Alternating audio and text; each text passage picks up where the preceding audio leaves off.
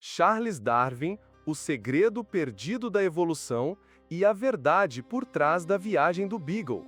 Antes de o mundo conhecê-lo como o homem que abalou a fé e reescreveu a ciência, ele foi apenas um jovem curioso com medo de decepcionar o pai, um rapaz de Shrewsbury que colecionava conchas e pedras enquanto tentava responder a uma pergunta que parecia simples: e se a vida não tivesse sido criada pronta e perfeita?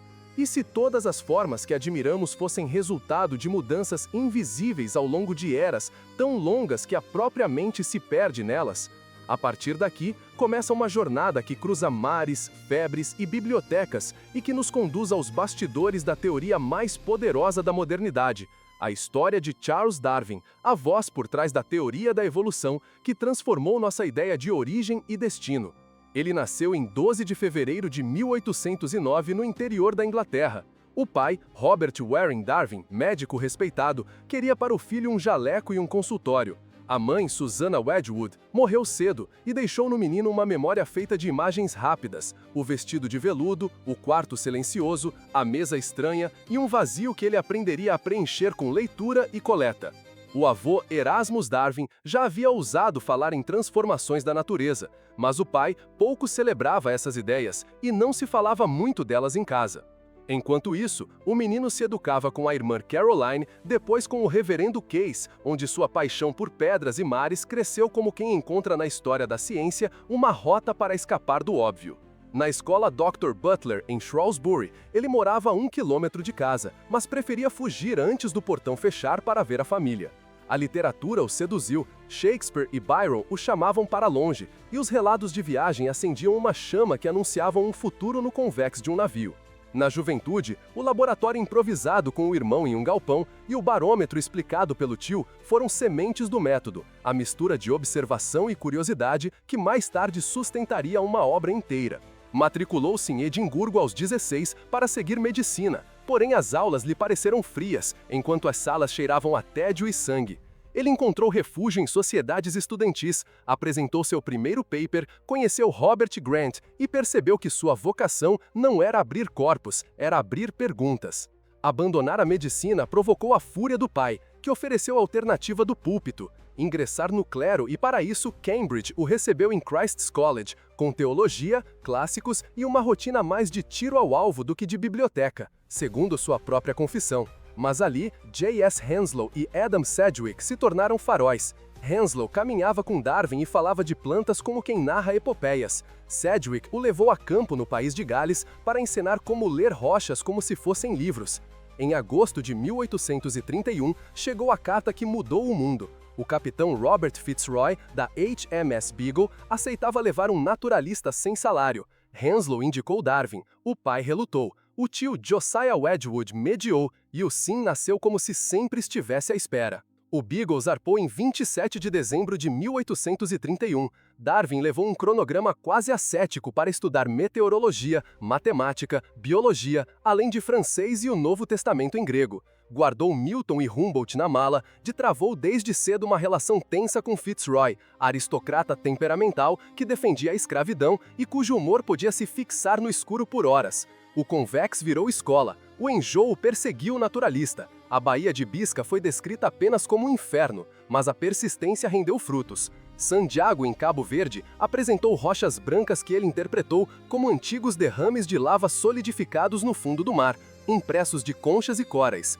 Na Bahia, escreveu que a natureza ali era um caos de delícias, uma superabundância em que cada passo obrigava a interromper o caminho para anotar um brilho novo. O navio seguiu para o Prata, revoluções sacudiam Montevidéu, canhoneiras argentinas disparavam por equívoco. O capitão insistia em seus projetos curiosos, como devolver aos fueguinos ocidentais utensílios de chá e taças, como se civilização coubesse numa caixa.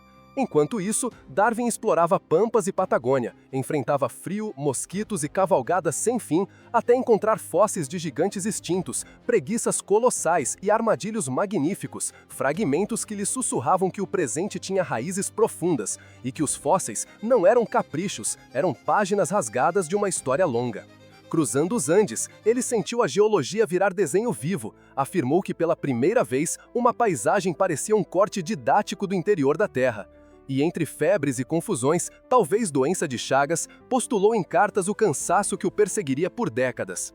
Em Valparaíso e nas montanhas, ele via a flora mudar com a altitude, e isso sedimentava uma ideia insidiosa: o ambiente seleciona possibilidades. Em Galápagos, a intuição encontrou forma. As tartarugas e, sobretudo, os tentilhões variavam de ilha para ilha, bicos adaptados para sementes ou insetos, diferenças sutis, porém consistentes o suficiente para que um local identificasse a origem apenas olhando o animal. Darwin anotou que talvez fossem variedades e não espécies novas. Ainda não enxergava o todo, porém a semente estava plantada.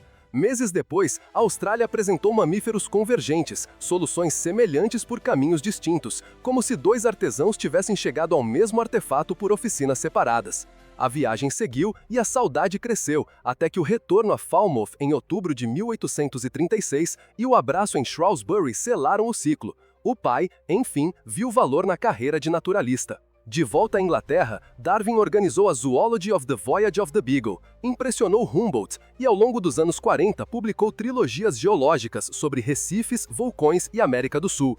Aproximou-se de Charles Lyell e de Joseph Hooker, adotou uniformitarismo como lente e deu a ele um pulso de tempo ainda mais longo.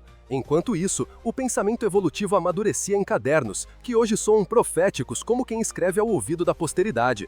Em 1837, começou rascunho sobre transformação das espécies. Um ano depois, já notara que a reprodução sexual amplia a variação e que a natureza é um inventário de pequenas diferenças distribuídas sem intenção e às vezes úteis, às vezes fatais. Faltava compreender o filtro, e ao ler Malthus sobre populações, em outubro de 1838, tudo encaixou. Mais seres nascem do que podem sobreviver, portanto os indivíduos cujas variações os favorecem em determinado ambiente deixam mais descendentes. Ao longo de muitas gerações, o efeito se acumula e a seleção natural emerge como a engrenagem silenciosa por trás da origem das espécies. Entre o êxtase intelectual e as demandas da vida, Darwin fez outra lista. No fim de 1837, prós e contras de se casar. Temia perder a mobilidade, desejava companhia e diálogo. Escreveu por 3 vezes, casar, casar, casar, e Emma Wedgwood tornou-se sua parceira de vida em 1838. A saúde caprichosa exigiu a mudança para Down House no Kent, onde ele viveria entre filhos, experimentos, jardins e correspondências do mundo inteiro. Em Down nasceram livros, e nasceram também 10 crianças, o primeiro William em 1839, e cada bebê além do amor se convertia em observação meticulosa, pequenos estudos de desenvolvimento, adaptação e comportamento. A casa era laboratório e refúgio. Apesar do quadro intelectual consolidado, Darwin adiou a publicação por anos, queria um arsenal esmagador de evidência. Mergulhou em cirrípedes, acumulou provas sobre variação lenta e contínua, enquanto a angústia crescia. Então, chegou uma carta de Alfred Russel Wallace, contendo a mesma intuição central da evolução por seleção natural. Darwin agiu com grandeza, propôs publicar juntos, e em 1º de julho de 1858, a Sociedade Linneana ouviu as duas vozes em harmonia. Pouco depois, ele condensou 13 meses de esforço num volume histórico, On the Origin of Species, que esgotou no 1º dia. Era um livro claro, sólido e ousado. Mostrava como pequenas diferenças sob o crivo do ambiente poderiam dar origem a formas complexas, explicava órgãos especializados, extinções, padrões de distribuição e insinuava o futuro da espécie humana. A repercussão foi imediata. Thomas Huxley bradou como ninguém pensou nisso antes. Hooker e Lyell apoiaram, enquanto Richard Owen e outros críticos atacavam com ferocidade. E o bispo Wilberforce tentou ridicularizar a ideia em Oxford, provocando a réplica que ecoou nos jornais. Preferia ter um macaco como avô a ter um homem que usa a inteligência para deturpar a verdade. O choque de ciência e fé ocupou púlpitos e páginas na Inglaterra, Estados Unidos, Alemanha, Rússia, e a teoria encontrou caminho porque respondia a perguntas antigas com uma lógica simples e potente. Depois de 1859, Darwin continuou a construir o edifício. Investigou variação em animais e plantas sob domesticação, estudou pombos e cães, argumentou que a evolução é lenta e cumulativa, apresentou a hipótese de pangênese, que hoje sabemos equivocada, em busca de um mecanismo de herança, num mundo sem DNA, publicou The Descent of Man, e disse com todas as letras que a humanidade desceu de ancestrais semelhantes a símios, provavelmente africanos, ideia que pesquisas posteriores validariam de modo vigoroso. Tratou de seleção sexual, descrevendo danças, cores e disputas entre aves e mamíferos. Acertou e errou, como todo pioneiro. Viu demais no poligamismo, confundiu monogamia social com sexual e atribuiu peso excessivo a preferências unidirecionais, onde hoje reconhecemos decisões mútuas. Ainda assim, abriu um campo inteiro e mostrou que a beleza da cauda do pavão não se explica sem a história do olhar da fêmea. Num gesto de humanidade, Darwin examinou também as emoções. Publicou em 1872 A Expressão das Emoções no Homem e nos Animais. Reuniu fotografias de rostos reais, observou bebês e pacientes de asilos, comparou gatos, cavalos, macacos e porcos-espinhos. E concluiu que existe uma gramática emocional compartilhada, reações corporais herdadas que preparam para a ação, uma asa arqueada que ameaça, um dente exposto que afasta o agressor, e que a cultura emolda, mas não inventa do zero, o repertório básico de gestos que reconhecemos de imediato. Assim, ele ampliou a história da ciência, do laboratório de conchas para o teatro do rosto humano, e mostrou que a verdade por trás de nossos impulsos tem raízes evolutivas. Nas plantas, Darwin encontrou outra sinfonia. Escreveu sobre orquídeas e a precisão de seus mecanismos de polinização. Notou a delicadeza do encaixe entre abelhas e flores. Descreveu próbuses alongados e corolas que pareciam esculturas criadas para encontros específicos. Chamou de belíssimas as adaptações que superam a imaginação do homem. Aprofundou efeitos de polinização cruzada e os benefícios de trocas genéticas. Investigou movimentos de crescimento, curvaturas por assimetria, estimuladas por luz e por processos internos. E no fim da vida, celebrou os vermes. Levantou uma pedra no jardim, o Wormstone. Mediu sua descida lenta e demonstrou como esses engenheiros discretos reviram o solo, engolem história, soterram vilas romanas e rebaixam monólitos, como Stonehenge. Um livro silencioso que condensa a doutrina central do seu pensamento. Processos minúsculos, somados ao tempo, produzem paisagens imensas. A saúde nunca o abandonou por completo, no sentido da fragilidade. Crises o derrubavam por dias, o coração falhava, a febre voltava. Ainda assim, a mente mantinha o rumo, e o mundo seguia debatendo sua obra. Karl Marx tentou dedicar o Capital a Darwin. O convite foi recusado com polidez. Regimes ergueram estátuas e púlpitos, lançaram anátemas, até que o século amadureceu, e a ideia passou a moldar toda a biologia e parte da psicologia, da antropologia e da medicina. Quando a morte se aproximou no inverno de 1882, ele escreveu que seu curso estava quase no fim. Partiu em 19 de abril, foi sepultado na abadia de Westminster ao lado de Newton, carregado por Huxley, Hooker, Wallace e outros nomes que sabiam estar enterrando um homem, e não enterrando uma ideia. Porque ideias que explicam o mundo não cabem em lápides. Se esta investigação sobre a teoria da evolução e os bastidores da viagem do Beagle te ajuda a enxergar a verdade por trás do mito de gênio isolado e revela o método paciente que transforma mundos, deixe um like agora. Seu gesto empurra este documentário investigativo para mais pessoas que procuram história da ciência contada com rigor e narrativa. Há um ponto essencial que precisamos guardar.